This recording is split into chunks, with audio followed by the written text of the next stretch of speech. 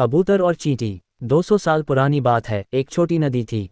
उसके किनारे सेब का पेड़ था। उसमें खूब सारे मीठे और रसीले सेब आते थे। उसी पेड़ पर बहुत सारे कबूतर रहते थे। सेब के पेड़ के नीचे कुछ दूरी पर चींटी का घर था। चींटियों को भी खूब सेब खाने को मिलते थे। सभी खुशी खुशी रह रहे थे, पर कभी बात करने का कारण ना ही मिला था। एक दिन एक कबूतर पेड़ पर बैठा हुआ नदी की ओर देख रहा था।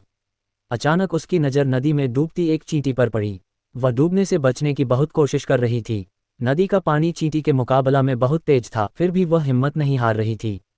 ये देखकर कबूतर ने अपनी चोंच से एक पत्ता तोड़ा और चींटी के पास जाकर उस पत्ते को नदी में गिरा दिया। तैरते पत्ते को देखकर चींटी उस पर चढ़ गई। घायरे घायरे पत्ता बहुत दूर किनारे आ गया और चींटी की जान बच गई। कबूतर का यह एहसान चींटी कभी भुला नहीं पाए और वो दोनों बहुत अच्छे दोस्त हो गए। चींटी बदले में कुछ करने का मौका ढूंढने लगी। एक दिन एक शिकारी अपनी बंदूक लेके वहां आया। उसने देखा कि पेड़ पर बहुत सारे कबूतर हैं। वह अपने गोली से उसी कबूतर पर निशाना साधने लगा। तभी चींटी खाना लेकर अपनी घर में जा रही थी। उसने शिकारी को उसी कबूतर पर निशाना साधते देखा।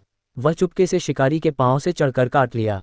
वह गोली चलाने ही वाला था कि दर्द से छटपटाकर चिल्ला पड़ा।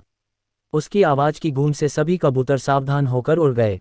कबूतर की जान तो बच गई। चींटी कबूतर की जान बचाकर मन ही मन बड़ी प्रसन्न थी। शिकारी जाने के बाद कबूतर और चींटी सब मिलकर खाने और रहने लगे।